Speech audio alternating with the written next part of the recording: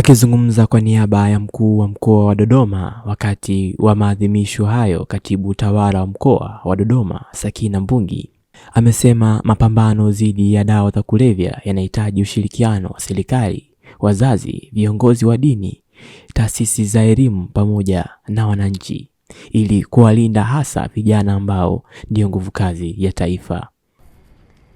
Viongozi na wananchi wote ambao tumeweza kushiriki siku hii ya leo, ninawashukuru na kuwapongeza wote mlioweza kufika katika maadhimisho haya muhimu na kupata ujumbe uliotolewa kwa jamii wa matatizo ya dawa za kulevya, hasa tukiona watu wengi sana ambao tumeshiriki hapa ni makundi ya kike na kiume kwa wanaume, na ambao tumeweza kushiriki ratiba zote ambazo zimeweza kuratibiwa kwa ajili ya utoaji wa elimu, usafi wa mazingira, michezo mbalimbali, na washiriki wote mmeweza kuonyesha ari na kwamba wote tunafanya jambo hili tukiwa na utimamu na utayari wa kuhakikisha Tanzania inakuwa salama. Ninaomba tujipigie makofi. Tumesikia wote, kamishna ameweza kutoa taarifa hapa kuhusu hali ya dawa za kulevya kwenye eneo letu la Kanda ya Kati, na kuna tatizo la uzalishaji, usambazaji na matumizi ya dawa za kulevya, na wahusika kwa sehemu kubwa, kama nilikuwa nakufuatiza vyema, wametajwa kuwa kundi la vijana. Tunaona idadi ya mashauri na adhabu mbalimbali wanazozipata watuhumiwa wa dawa za kulevya, na sidhani kama sisi tukiwa wazazi na wanajamii tunafurahishwa kuona changamoto hizi ambazo zinaendelea kuwepo katika jamii yetu. Kama tunavyofahamu, tatizo la dawa za kulevya kuwa ni mtambuka, linawahusisha watu na halichagui wala halibagui, si kwa jinsia, kabila, rangi wala dini, na limekuwa likisumbua nchi yetu kwa sehemu kubwa, na lipo katika kuhatarisha zaidi vijana ambao wanajihusisha na nyanja mbalimbali. Afande Kayomba hapa akasema ujanja sio kuwa mlevi kupindukia. Ulevi pia wa kupindukia unapelekea uraibu ambao pia unaweza kupelekea kule kwenye tatizo linginelo la dawa za kulevya. Sisi kama jamii ya Tanzania tunazo desturi na tamaduni zetu kama Watanzania ambazo zinatupa ile aiba ya kuwa Mtanzania.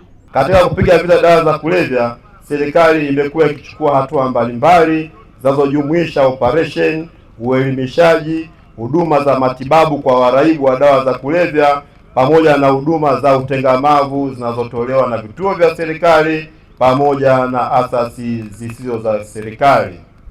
Mheshimiwa mgeni rasmi, katika eneo la operesheni za kudhibiti dawa za kulevya, ofisi ya Kanda ya Kati Dodoma imeweza kukamata dawa mbalimbali za kulevya zinavyoonyeshwa katika jedwali hapa chini. Kwa mkoa wa Dodoma hapa tulipo, tumeweza kukamata bangi kilo 349.73, tumeweza kukamata mirungi kilo 234, heroin gramu 4, alafu mashamba ya bangi hakuna kwa upande wa Dodoma. Lakini kwa wilaya ya Kondoa tumeweza kukamata bangi kilo 485, mirungi kilo 204, na tumeteketeza mashamba ya bangi ekari 21. Kwa wilaya ya Bahi tumekamata kilo 25 za bangi, wakati Chamwino tumekamata kilo 120.68 na mirungi kilo 98 na kuteketeza ekari 15 za mashamba ya bangi. Kwa wilaya ya Kongwa tuweza kukamata kilo 140 za bangi, wakati Mpwapwa tumekamata kilo 40. Ambaye nimeteseka na madawa ya kulevya kwa miaka 15-16, lakini namshukuru Mungu naendelea vizuri. Mimi ni mtoto wa 14 kwenye watoto 16. Baba yangu ni mwanaume aliyekuwa ameoa wanawake 5. Lakini changamoto za familia ndio chanzo cha mimi kuingia kwenye uraibu, kwa sababu nahisi kuna vitu nilikuwa sivipati, nilikuwa napitia, kuna maumivu nilikuwa nayapitia. Nikawa nahisi nikitumia dawa za kulevya kidogo nitakuwa naziba yale vile vitu ambavyo nahisi sina amani, sina raha, lakini nikitumia dawa za kulevya nilikuwa nahisi napata amani. Kwa hiyo muda ambao nilikuwa naenda labda shuleni, nashindwa kufika shule, napita kwenye magenge ya kiuni, naingia navuta madawa ya kulevya. Nimepitia changamoto nyingi sana. Nimefanya matukio mengi ambayo sio mazuri, lakini namshukuru Mungu mpaka sasa hivi naendelea vizuri. Asanteni. Lakini madawa ya kulevya sio kitu kizuri jamani. Asanteni.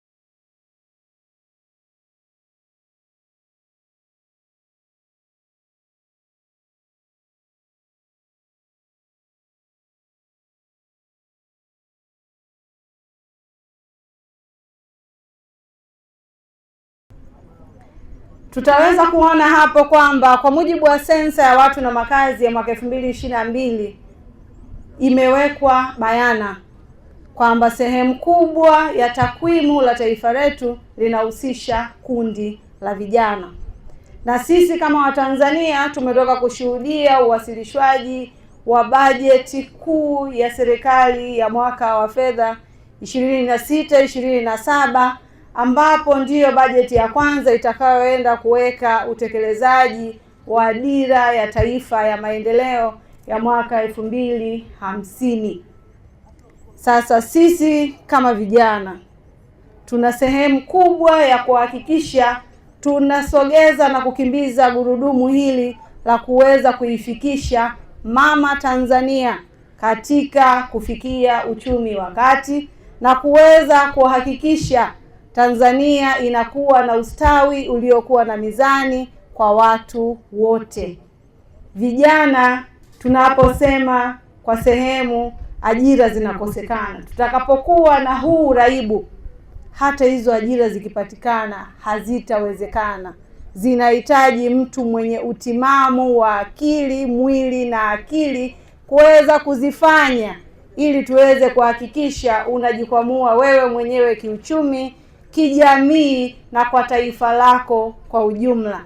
Hivyo tuhakikishe tunalinda afya zetu, tunalinda nafsi zetu, ili kuweza kuhakikisha tunafikia malengo ya mtu mmoja mmoja, ya jamii, ya familia na taifa kwa ujumla wake. Tatizo la dawa za kulevya lina madhara makubwa, na ninaamini tangu tumeanza kuadhimisha wiki hii ambayo leo ni kilele chake, tumeweza kupita katika elimu mbalimbali ambazo zinatolewa katika maeneo ambayo yamewekwa, na hapa pia naona kuna elimu inaendelea kutolewa kuweza kuona changamoto mbalimbali zinazoweza kusababishwa na utumiaji wa dawa za kulevya. Vijana wenzangu, tuseme dawa za kulevya sio poa.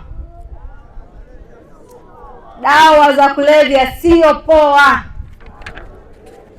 Tumeona hapa wenzetu wawili, tunawashukuru sana na tunawapongeza kwa nia yenu ya dhati na uchamungu. Mlichokifanya ni jambo la ibada, kuja hapa kuweza kusema maisha yenu, kwamba na nyinyi kuna nyakati mlikuwa kama sisi, mkawa sawa, lakini kwa matatizo mliopitia ama mambo mengineyo yaliweza kuwapeleka katika uraibu, jambo ambalo likawapeleka kupoteza mwelekeo.